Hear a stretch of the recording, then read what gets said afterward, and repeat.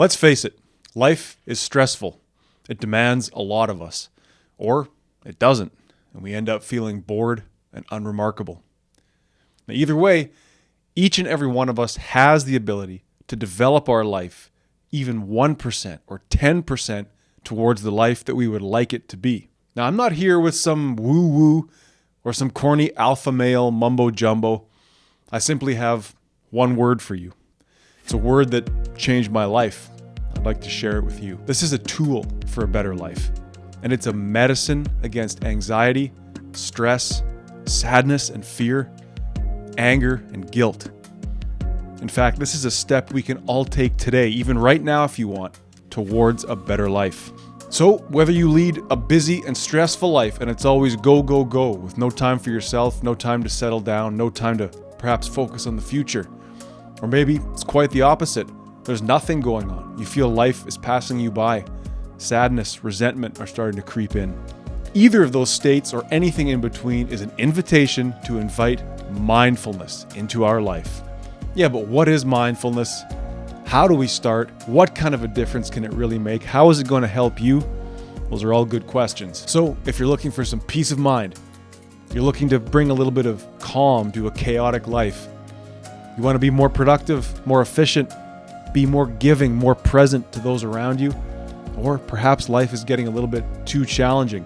Sadness, despair starting to creep in. Let's talk about mindfulness. Let me hand to you one of the most important tools that's ever been handed to me. No matter your level of stress or doubt, I believe that you put this into action in your life, it can immediately improve your well-being. Let's define mindfulness and talk about how it's going to make a difference for the better in your life.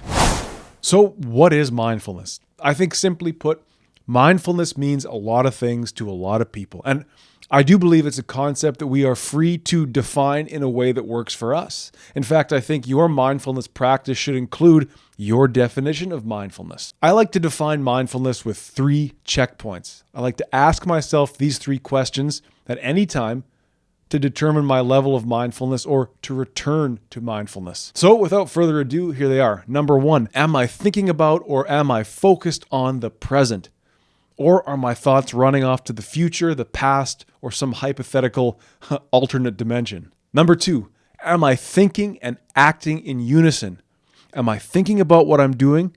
And am I doing what I'm thinking about? And number 3, am I practicing self-control? Now, if you're interested in seeing these 3 mindfulness questions in action sooner than later, I did an episode a while back where we took these 3 checkpoints, these 3 mindfulness questions, and put them to work to beat an addiction, to beat bad habits.